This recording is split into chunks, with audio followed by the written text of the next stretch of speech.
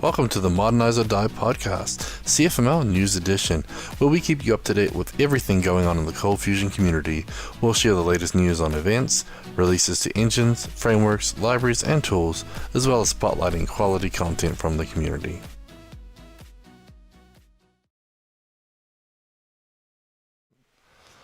Welcome to the Modernize or Die Podcast, CFML News Edition. It's episode 120, and it's September 28th, 2021, and we're back after a busy week at Into the Box last week, right, Eric?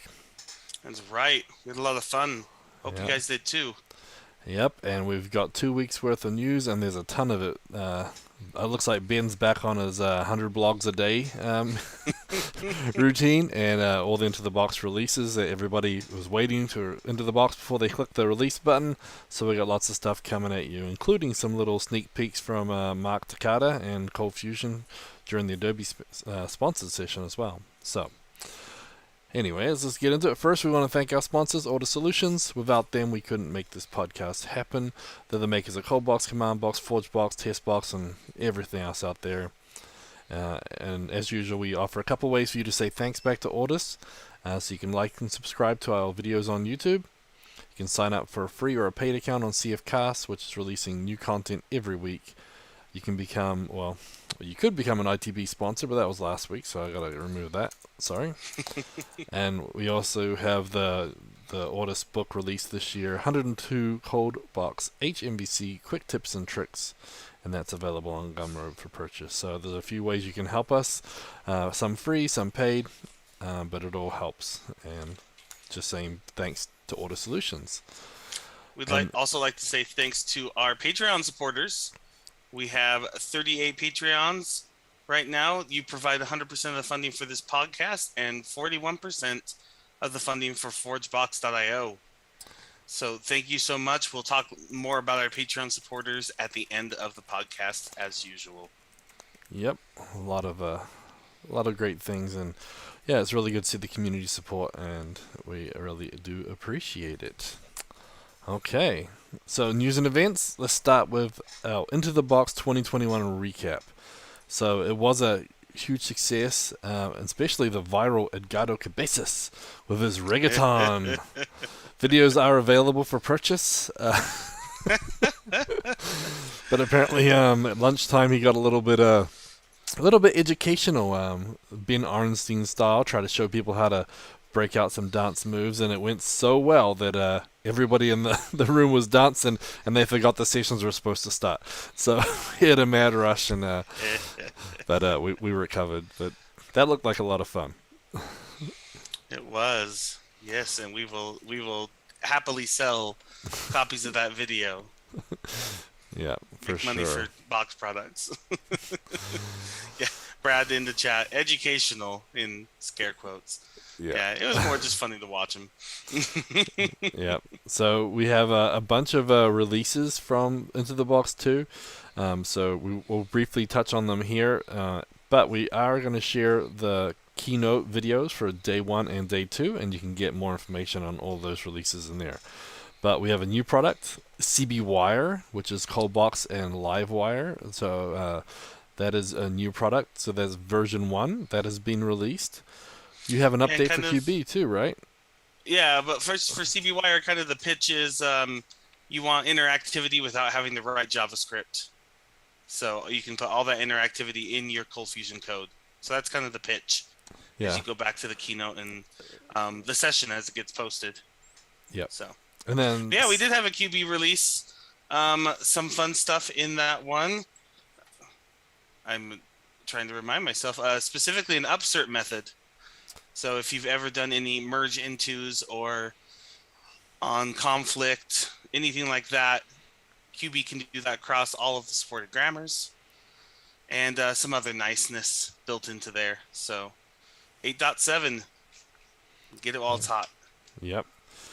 They also announced the FORGEBOX version 6. That release will be happening any day now, but a lot of big stuff in that. So if you're a FORGEBOX user or an enterprise user, they got a lot of cool new features in there, and that is going to be dropping any day now. We also had another new product, StashBox version 1 was released as well. So that's basically a really nice little logging sort of aggregator and visual tool, and it's pretty awesome. It's the first time I've seen it. I've always missed all the other previous videos, but it's powered by Elasticsearch, so you got some great content in there. It can read in with file beats and everything, so lots of very cool stuff in there. So definitely want to go check that one out as well. And then ContentBox 5. So ContentBox 5 dropped this week as well. So we've been working on that one for a while. Luis has been working hard to get the multi-site in there. The new CLI installation manager is there. And quite a few people like the fact that we added some Tailwind and Alpine JS into there. So yeah, that's right. You can actually get started with that right now. The docs are updated. The package is live on ForgeBox. I think our marketing site is just getting a few little tweaks before that goes up. So you can get started with all that goodness right now. Yep. And just the new CLI manager and the multi-site makes enough for me to want to just jump right in. Yeah, for sure. And then we also had some new Ortus GitHub Actions. And so Michael Bourne had a presentation on GitHub Actions, and so he provided some new ones available there through the Ortus Solutions namespace. So he's got new actions for CF format, docbox, as well as Fixinator and semantic release. So he's got some GitHub actions you can grab there. So those are in the show notes as well. So let me plug this for a second, Gavin, because when Travis CI started to severely limit open source minutes and really push everybody toward their paid tiers, I jumped on GitHub Actions and got something that I thought was pretty good. I like GitHub Actions. So I went to Michael's session thinking, oh, this will be cool, see what he's been up to. And one of the first slides he puts up there looks a lot like the workflows I have. I'm like, oh, sweet. Like, I made it in his slides. It's good stuff.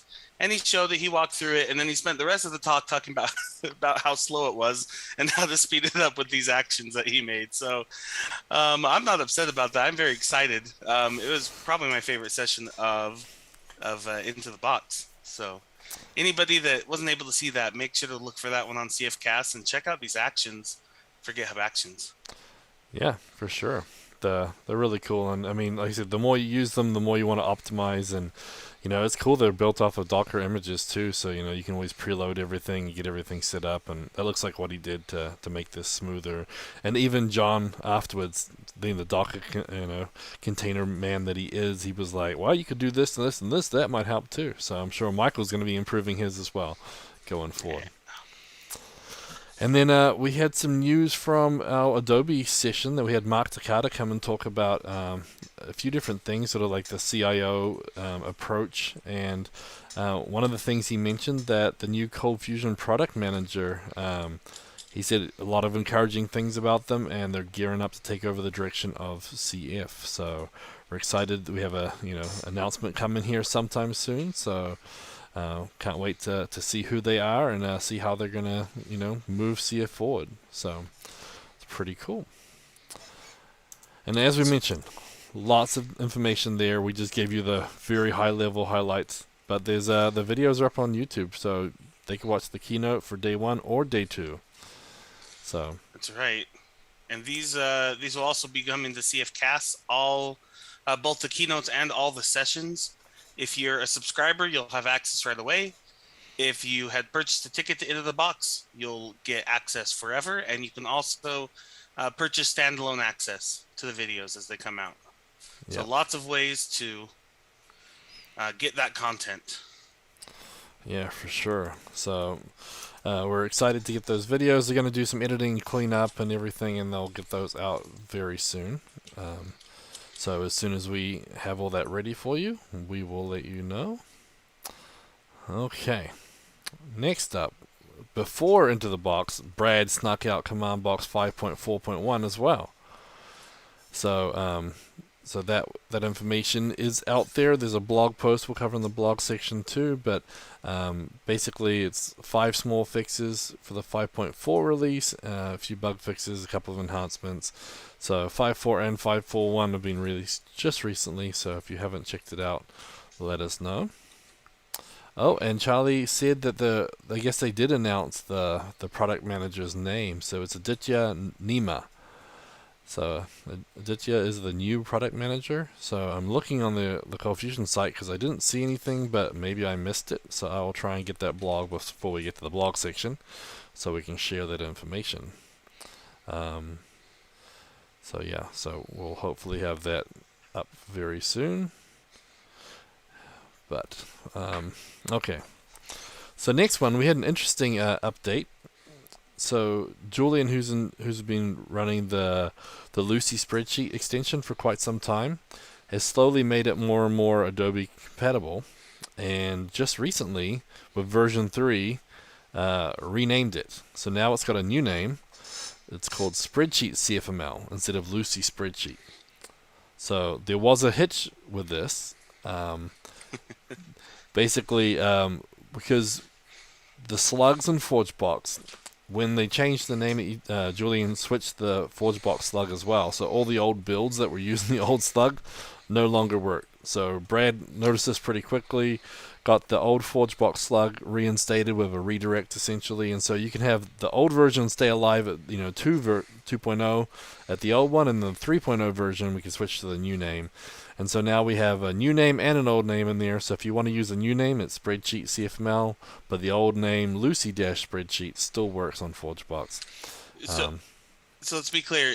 They are both live. There is no redirect, and Julian assumed there'd be a redirect because like places like GitHub give you that when you rename your repository there.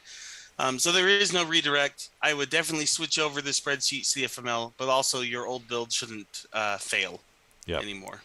So yeah, that's this type of thing is a good feature. So Brad's implemented a few things in FORGEBOX now, so we can make sure that we don't rename a major one, and if we do, we set up redirects and stuff like that. So good learning experience, but a cool project has been updated to version 3 with a new name. So now all your Adobe people don't have to feel weird about using something with Lucee in the name.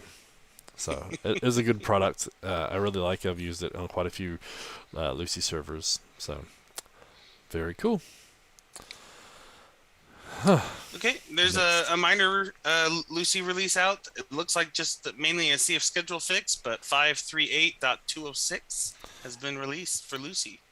Yep, and there are some little test case fixes and everything else, but yeah, mainly CF schedule. So if you guys are using CF schedule, you'll definitely want to get that update out. But otherwise, it's nothing too major, but it's nice to see they're still working on it. And the fun thing is you can view the diff yourself on GitHub and see exactly what changed. So yep, always appreciate that. Yeah, and that's the link we have in the show notes. So very cool. Okay. Oh, so back to the product manager thing. So Charlie says he doesn't know if it's been announced, but he heard it in private conversations and didn't think it was a secret. So maybe you guys heard pretty much before the blog posts were announced. So I was like, I didn't think I saw anything, but I might have missed it. So thanks, Charlie. So Secret Squirrel, new product manager name is out. Okay, so more news from Into the Box. MODERNIZEORDIE podcast, the SoapBox Edition, is relaunching October 7th. So Luis Mahano has been interviewing a series of community members and will be hosting basically a new release of this podcast edition. So we have several episodes already recorded and prepped for release, and so you'll be receiving them roughly once a month. That's the idea, is the first week of the month, a new episode out. So that is soapbox.modernizeordie.io. And there are some older ones that we did previously. It's just hard to try and keep up with everything, but Luis is really gung-ho about getting this format up and running, so he's going to take over, and he's done really well getting all those interviews so far.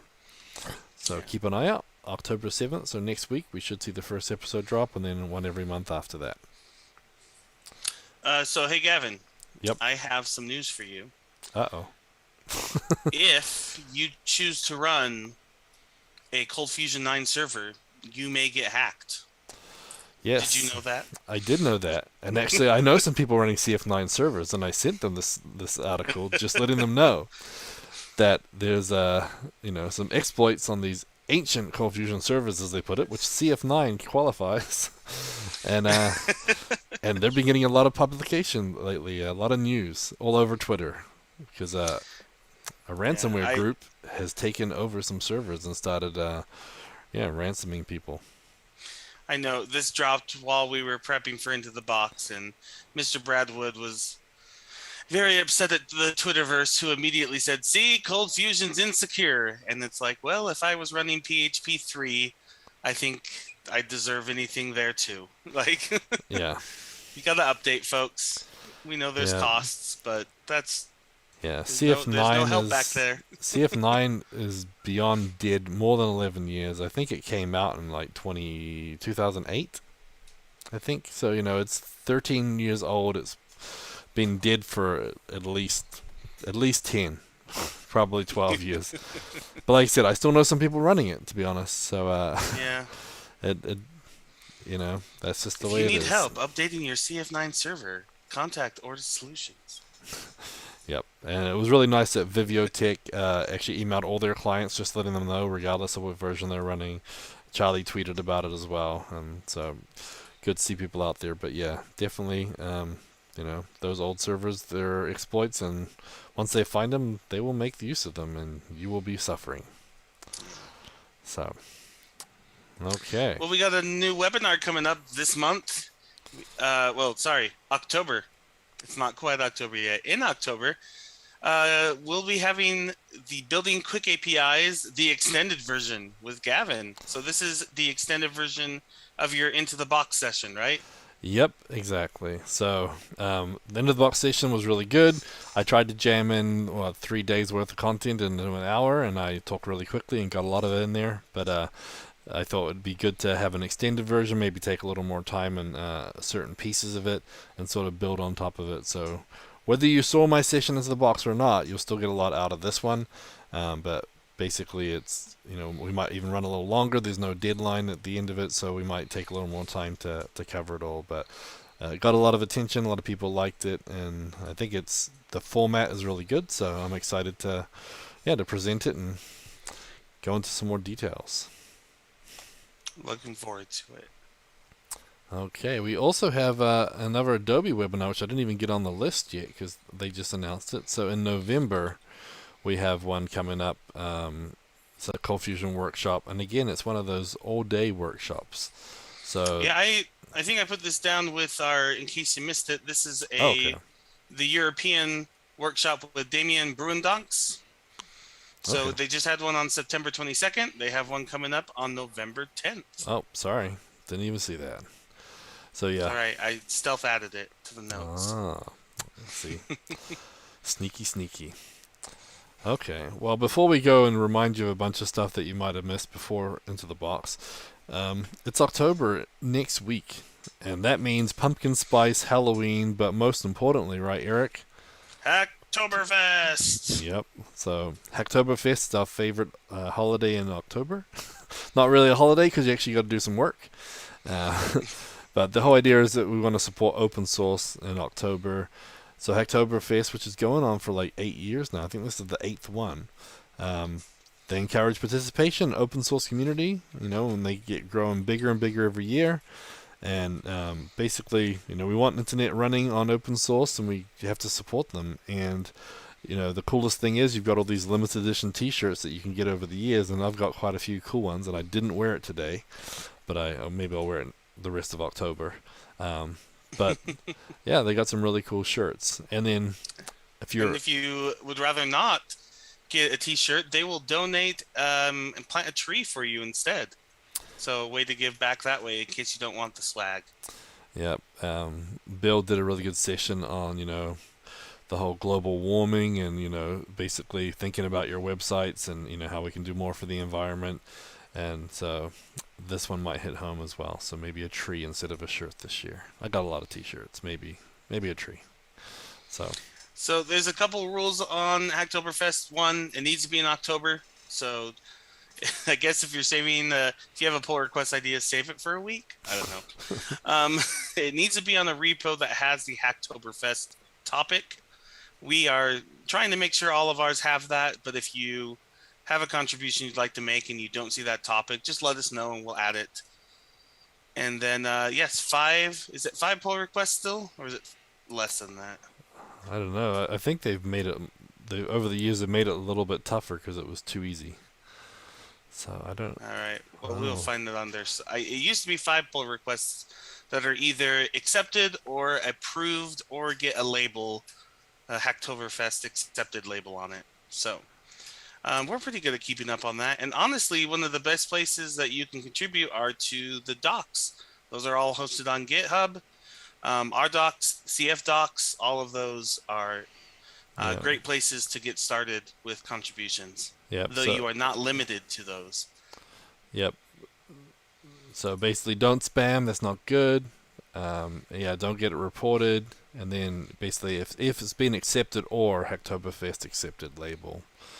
And so, yeah, a lot of big companies are supporting it. So it's very cool. And they even have like support for local events. If we're up and doing events again, they'll actually send swag or information out to your, maybe if you got a user group, you guys can do a Hacktoberfest event for that, and they try to do, coordinate online events and everything. So, there's opportunities there if you run a group to be able to do something like that. Maybe Charlie, we could do a CF Online meetup, hackathon meeting or something. Could be interesting. But yeah, so Hacktoberfest, and don't worry, we'll remind you, and we'll do a little more research and get all the rules for next week, so you guys have all of that too. Okay, in case you missed it, Adobe ColdFusion released update 2 for 2021 and update 12 for 2018 2 weeks ago. The biggest update there is supporting Big Sur for all of those, all those Mac users that were complaining that they couldn't use it. Now you can, and then Monterey will come out and mess it up for you. That's about right. Yep. Or you could just use CommandBox. Yeah. And then the Docker Hub situation is finally resolved for Adobe CF 2021. So those images are now on Docker Hub, and they've been also loading all the other versions too. So yeah.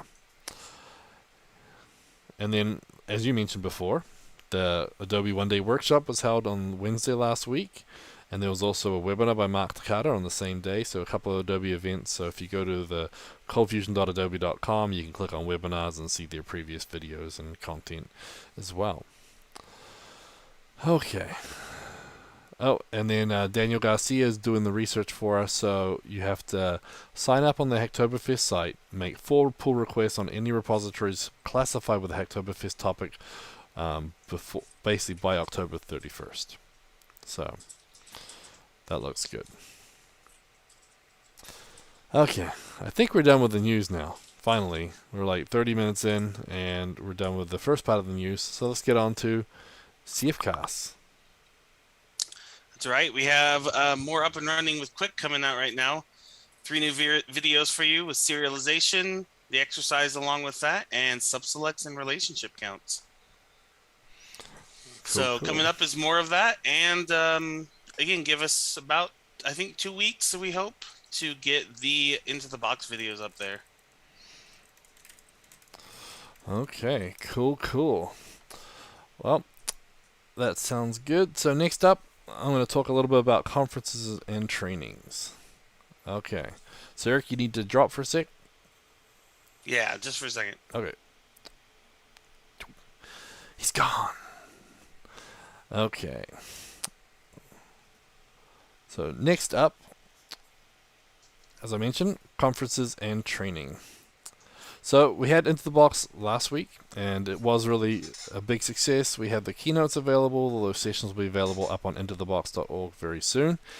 But Ortus always planning. So Into the Box Latam 2021 is our next conference. So we have a little Latin and little Latin. Forgotten the word. It's completely gone. Flavor to our conference coming up here. We are planning to try and do it in person, just depending on the situation in El Salvador. And that is going to be early December. So usually it's 2nd or 3rd of December. And we'll have an online version, if not in person. So we're planning that. Hear information about that very soon, now that Into the Box in Houston is over. So keep an eye out for the LATAM version very soon. Adobe ColdFusion Summit 2021 is coming up in December, so December 7th and 8th. And we found out a little bit more information about it because Mark Takata was actually presenting at the Adobe ColdFusion session at Into the Box. So some of the things he told us. He said that the keynote speaker will be someone from outside of Adobe. He did want to tell us, but he couldn't give us that information. So basically what he did was give us a little sneak peek, and he said that they're at a big company. She works for a big company, and as soon as the contract is inked, we're going to have basically that information out. So Eric is back. But yeah, so we're excited to find out that. It sounds like they're already planning the sessions and everything for Adobe CF Summit 2021. It's going to be virtual. You can register for free. They have a blog post about it, and hopefully we'll have some more information on those sessions coming very soon. So I haven't heard about a call for speakers, so I'm not sure if they're doing that shortly or if if they're just basically handpicking, which sometimes Adobe does that for their dev weeks, etc. So if we find out anything about a call for speakers, we'll let you know. But I'm excited. So December 7th and 8th online, you can register for free now at cfsummit.vconfix.com, and that will take you to their site.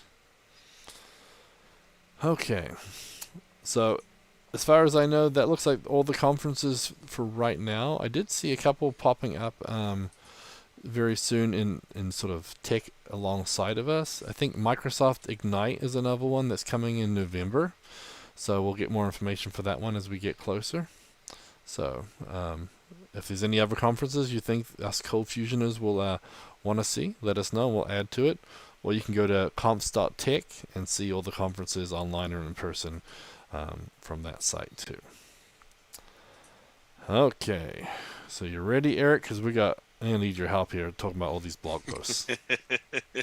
Well, my favorite is we have one blog post from We Are Orange, and then the rest are from Ben. So let's do the one first, I guess. Yeah, and I think is it Goost? I think that from We Are Orange. I was trying to look for the tweet that I found this post from, but so I don't remember who exactly works for We Are Orange. But anyway, I'm not sure. That's a good question. But the news that we want to talk about is they have a blog post called From Mura to Masa.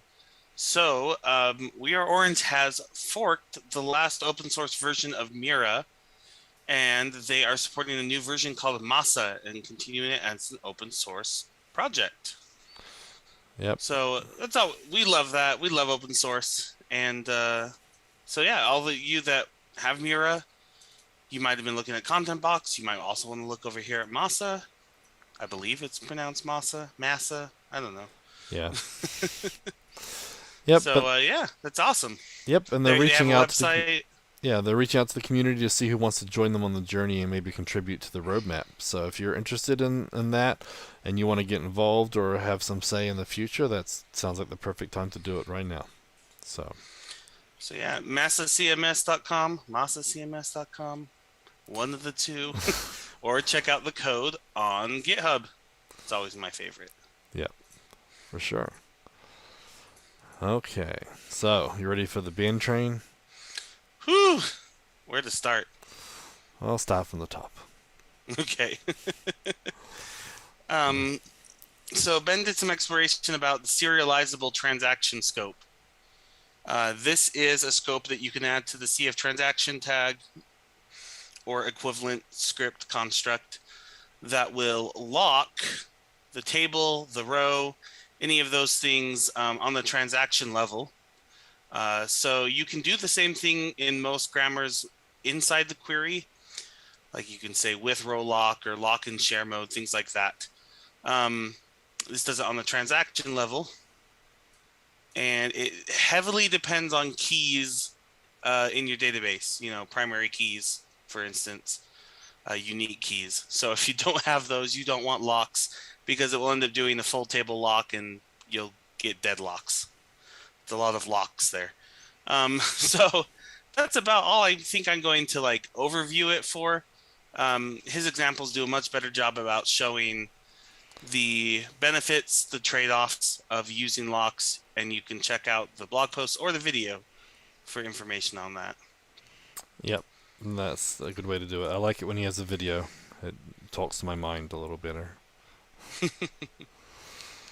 So next up we have another one, and it's also by Ben. And this one's CF thread. Elapsed time is not processor time in Lucee. So I guess this is something where it differs from Adobe ColdFusion. Basically, it basically talks about the elapsed time properties being the amount of processor time that was spent handling the thread, but that doesn't seem to be the same with Lucee. And so, yeah, honestly, it looks like Lucee's is probably incorrect here. It looks like it's the amount of time since the thread was created, not the amount of time the thread was running. For instance, he mentioned that the elapsed time for Lucee threads would continue to increase after the thread had terminated or completed. And Adobe's does probably what you expect, which is this is how long the thread was running. Yeah, that makes more sense. We have a compatibility bug filed, 3719. So we'll see where that goes. Cool. Okay, and then we had a couple that Ben was talking about Yahoo Mail, and for those of you like Ben, like that still exists. But yeah, apparently Yahoo Mail still does exist. And specifically, this is his email, like HTML tag DSL, right? Where HTML emails are a horrid world that only a few things work, and they have to be really strange. And evidently, Yahoo Mail wouldn't render an anchor tag's href if it was encoded in a certain way it didn't like. Yeah, that was really weird. So Ben goes through the problems, goes through the encoding he tried, and then eventually the fix. And my biggest takeaway from this is, people, this is why you use a library. For all of you that eschew FORGEBOX, which is probably not many people listening to this, but like, who wants to do this work when Ben just figured it out? Like, just use somebody's library, please. Yep. And that's the best thing about some of those external tools, the mail tools. They'll do all that for you when you send the mail. Like they'll handle a lot of that for you. Exactly. So, yep. Or ask Ben to put up on ForgeBox. You can use his. That's right. ForgeBox Ben. ForgeBox. Yep. So next one up from Ben. We're getting lots of pictures today. So. Yeah. So request tracing propagation when consuming Amazon SQS queues in Lucee. So I think the name is kind of hard to parse here. He was talking about tracing a request ID from the original request through a queue into when they send the mail. Yep. So basically, yeah, there you go. That's what it talks about. So. Yeah, because obviously, you spin up those queues, and it puts it in a queue for you, and then some other job is going to, basically execute that later. And sometimes it's going to be hard to figure that out. Like what's it actually running, what's it attached to, and you got to make sure you have all that data available. So if you're messing with queues, it's definitely something different you have to think about. Different mindset. Yeah. And this also spawned a tweet of his, because in his code, in a few places, he was returning an assignment expression. So to deconstruct that, the assignment expression was assigning a value to like request.request ID. And then he'd return that whole line, which in Lucee will return the evaluated value. So it's a way to like set and return at the same time. So his tweet was, some people will hate this, but I love the fact that it works. So, and he is right. I don't think I would do that, but I'm glad it works for him. Yep. And that's what he says, like it's like he's not sure if it's under the too clever umbrella or not, but like some people love it, some people don't. But yeah, it's a preference thing. But like someone mentioned, it looks like you're missing an equal sign to doing a Boolean evaluation, and that's what I would think if it's in a return, because you usually think, Boolean. But you can do it. It's one of those things. Do you want to maybe make that mistake? But yeah, as Brad said in the chat, there's some really good use cases for it and everything. And it's just comes down to preference. Figure out what your team likes to do, figure out a convention, and then decide if you want to stick with that or not. So if you want to go have your weigh in on that, there's the tweet link in the show notes, and you can go do that.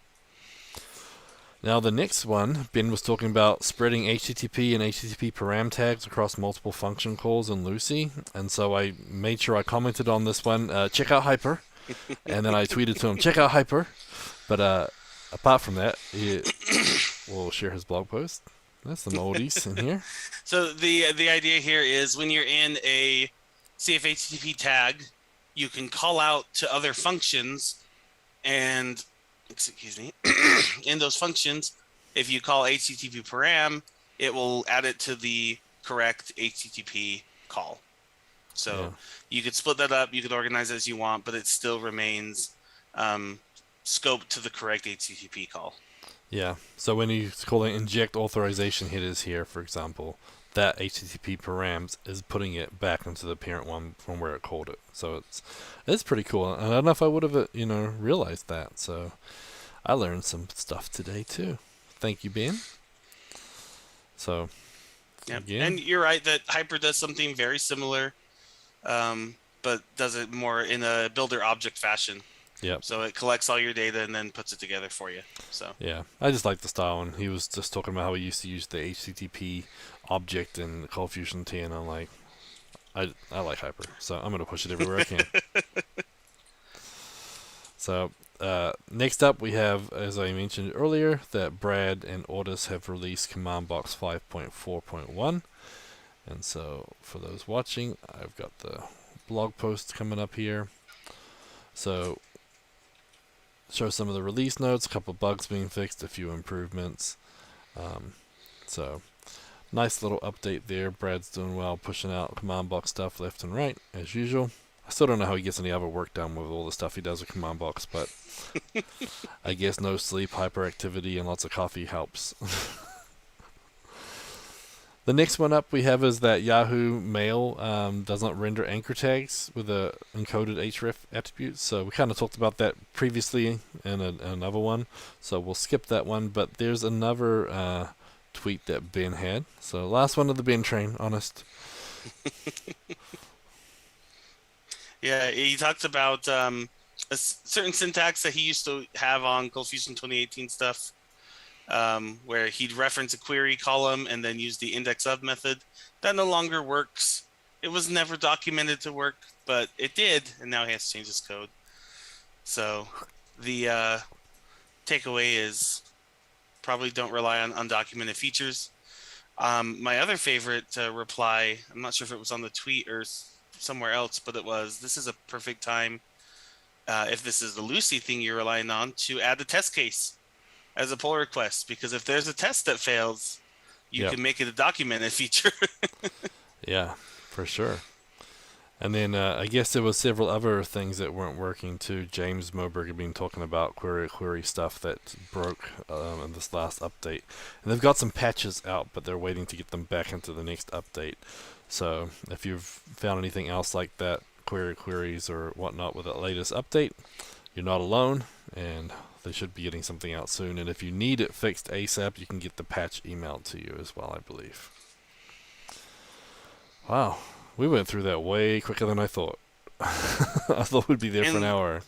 Let's be clear, we joked about having so many Ben blog posts, but we very much appreciate them, and think of how much shorter that section would be without all those blog posts. So thank you, Ben. Yeah. Even if we tease you. Yeah, and we did skip over them a little bit because he's got so much detail in there, and you guys can dive into it. But yeah, let's say every week, even if I don't need to solve that problem, I still learn something from Ben's blog posts. So very, very cool. Okay, next up we have find a job with CFML jobs at getcfmljobs.com, and we have a ton of jobs. You got 8 new ones listed, I think. So yes. If we pull up the website, I'll share my screen for those watching. 6 across the U.S. in different places: Virginia, Pennsylvania, a couple in India. Yep. I think my favorite was one that says they want a middle ColdFusion developer. I assume that's between junior and senior. Wow. So that's my guess. I'm sticking with it because it makes me laugh. I'm going to click on it and see if there's anything else. I'm a middle ColdFusion developer. So 3 to 5 years. I guess that's not junior, not senior. Middle. So. Yep. Yep. So good information. A lot of full-time jobs too. Like it's getting a lot of good jobs out there on this. So a lot of great opportunities here. If you want to dive into more, getcfmljobs.com. Remember, follow them on Twitter at CFMLjobs. At getcfmljobs for instant notifications, and then you can post a job for free if you guys are looking for someone for your team. Okay. Next up, we have our ForgeBox module of the week, and this week we're going to be talking about CBWire. So, CBWire was announced at the keynote on day one, and then Grant Copley did a great session on CBWire, and I was really excited about it. It's kind of cool to see that. It's kind of like CB Inertia and all those other like more hybrid styled, but it's funny. It's almost like you're building HTML on the server again and then giving it back, but it's all done really in a really cool way. And it's based off Laravel's Livewire, right? It is. So, yeah, this is maintained also by Grant Copley here at Ortus. Or Copley. Grant, I'm sorry. And he asked me once, like, hey, if somebody talks to me about inertia versus this, like, what do we tell them? And basically, they try to do the same thing. One wants you to write all your views in ColdFusion, and one wants you to write all your views in JavaScript. So in the end, they're going for the same, like a modern reactive stack that can live inside your ColdBox application that's not like a separate API. And they just have a different view layer. So choose the one you like the best. They're both great. Yeah, I really like how they're adding, like, all the little view-like stuff into the syntax. They've got some of the click actions, and, it's just pretty cool. Because, like say, sometimes you don't want all that view. And, like CBWire is a perfect sort of combination of that. And then I know that in ContentBox we're using Alpine because we want a little bit of view without all the view. So Alpine JS is perfect for that too. So it's kind of cool that the whole mentality is just there, and you pick the right flavor for what you're doing. So and that's what Scott just said. Pick how much you want on the server versus the front side. CBWire is in a beta right now. The documentation is being written as they finish things up, but the keynote has a lot of information about it, as well as the CFcast into the box session coming up. Yep. So feel free to dive in, but do know this is a beta. We would love your input. Yep. So I'll put that on there somewhere. Beta. There's a book. There's an Ortus book for the CBWire already. Woo! Yep. That's beautiful. Thank you, Brad. There are docs. And the logo's pretty cool, so I'm going to have to share my screen for those watching. The logo is probably the second best logo we have. I love it. Maybe the first best logo, which if you're sharing your screen, you'll need to show it after, is the StashBox logo. Oh, there's no debate there. Do we have an Ortus books for StashBox? I forget. I don't know. We do. There's a logo on the front page. It better be. Oh, it's little. You see it in the corner, though. We need a bigger logo there, John. Yeah, we need it like full page. It's pretty dang cool. And that's a new product, and that is really cool, and you'll have to check out that session as well. I mean, I've been hearing about it for a while, and it sounded really cool, but checking it out, I was like, ooh. Definitely going to be using some StashBox, especially with our containers and how errors like to die when your container dies. I think pulling the logs in with the file beats into StashBox sounds pretty amazing. Anyway, back to the actual ForgeBox module of the week, CBWire. So that is available, beta. Go check it out. Very cool, and I'm curious what people are going to do with it. And we didn't call it CB Livewire because Grant City's in between lawyers right now and didn't want any more lawsuits. I think CBWire sounds awesome. Yeah. So, no worries there. Yeah, for sure. Okay, so next up, we have our VS Code hint, tip, and tricks of the week. And this one is one that I got from Michael Bourne. So Michael Bourne was doing the GitHub actions. And I know this is probably a highlight for you as well, Eric, right? Because have you used this one? Do you see this? No, I was chuckling because he added support for the emoji log to semantic release.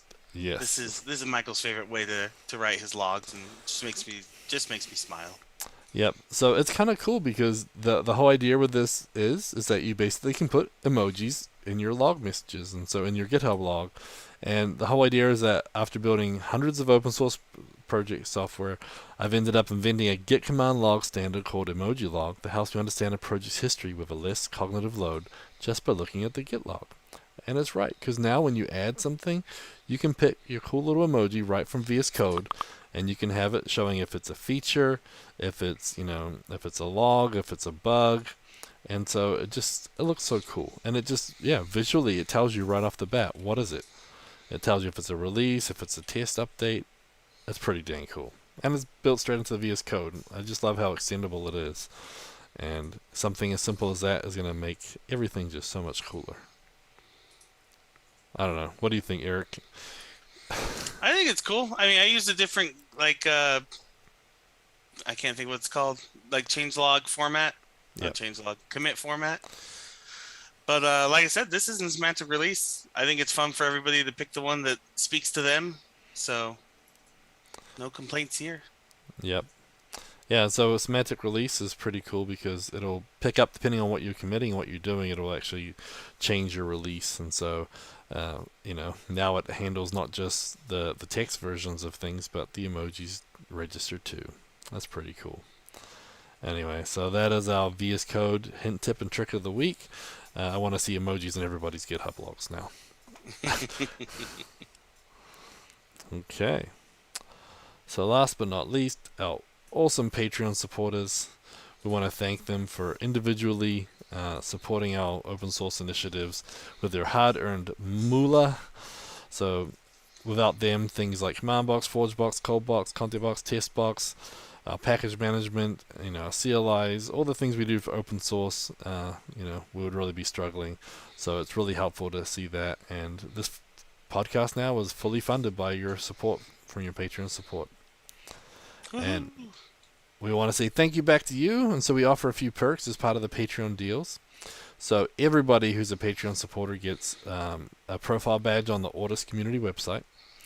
And everyone gets their own private forum access on the community website. So that way you guys can go in there and you get your own little forum.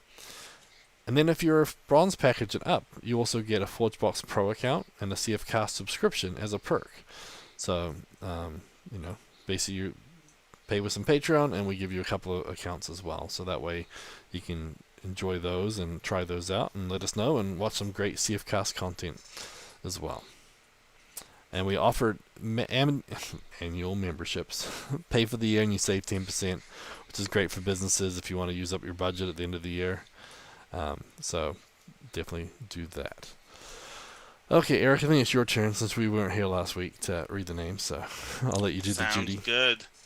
Thank you to John Wilson with Synaptrix, Don Bellamy, Eric Hoffman, David Bellinger, Dean Monder, Gary Knight, Giancarlo Gomez, Jonathan Perrette, Mario Rodriguez, Jeffrey McGee with Sunstar Media, Yogesh Mathur, Joseph Lamery, Ben Nadal, Brett DeLine, Carl Von Stetten, Charlie Earhart, Dan Card, Daniel Garcia, Didier Lesnicki, Edgardo Cabezas, Jan Yannick, Jason Diger, Jeff McLean, Jeremy Adams, Jonas Erickson, Jordan Clark, Kai Koenig, Laxma Titrahadi, Leon Saramelis, Matthew Darby, Matthew Clemente, Mingo Hagen, Patrick Flynn, Ross Phillips, Scott Steinbeck, Sean Oden, Stephanie Monge, and Stephen Klotz.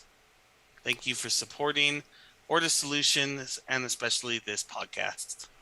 Yep, and if you want to go check out those people and their pretty pictures, if they have them up on the site, it is ortussolutions.com/about-us/sponsors. We'll try and keep that list up to date and get that there. And Scott asked in the chat how to add his company name to the sponsor list. We will do that right now, Scott. So some of them, when they signed up, had that as part of their name. So that's why they're there. Okay. Well, thanks everybody for joining us. Again, we had lots of news this week. go digest those keynotes, keynote day 1 and day 2. There's 2 hours of great information there, lots of updates, lots of releases. Check that out and see what you may not have seen in person, or watch it again because there's so much stuff in there. It's hard to keep up. So a lot of good content. Again, we've got all the CFcast videos will be released as soon as we get them edited. So we're excited to bring those to you. And thanks to everybody who could make it, either virtually or in person, into the box. It was a big success, and we're really happy that we got to do this. Absolutely. We'll catch you around. Have a good one, everybody. Bye. Bye.